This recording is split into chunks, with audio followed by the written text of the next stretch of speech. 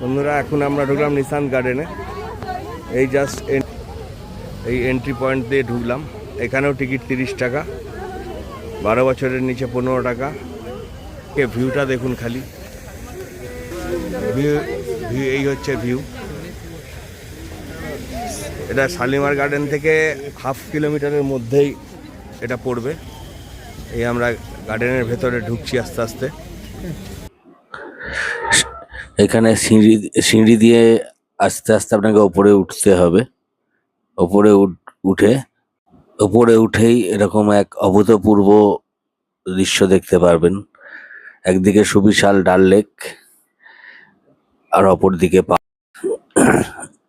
এই সুবিশাল ডাল লেক, একদিকে বহুদূর পর্যন্ত বিস্তৃত এই ডাল লেক, আর তার ঠিক অপর দিকে রয়েছে সুন্দর পাহাড়।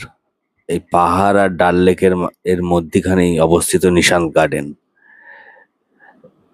এই দেখুন অপরূপ পাহাড়ের সৌন্দর্য, সাথে ঝর্ণা।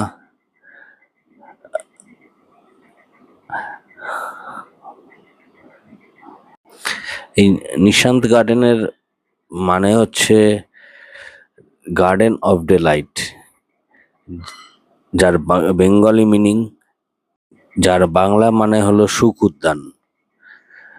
1633 খ্রিস্টাব্দে আসিফ খান এই নিশান্ত বাগটি তৈরি করেন। আসিফ খান হলেন নূরজাহানের বড় দাদা, মানে বা বড় ভাই। মুঘল সম্রাটরা রিল্যাক্স করার জন্য সাধারণত এই গার্ডেনটি তৈরি করেছিলেন। চলুন আমাদের পরবর্তী ডেস্টিনেশন টিউলিপ গার্ডেন, আবার সেখানে গিয়ে দেখা হবে। টিউলিপ গার্ডেনে আবার আপনাদের সঙ্গে দেখা হবে। যদি ভিডিওটা ভালো লেগে থাকে তাহলে লাইক, কমেন্ট, শেয়ার অবশ্যই করে দেবেন।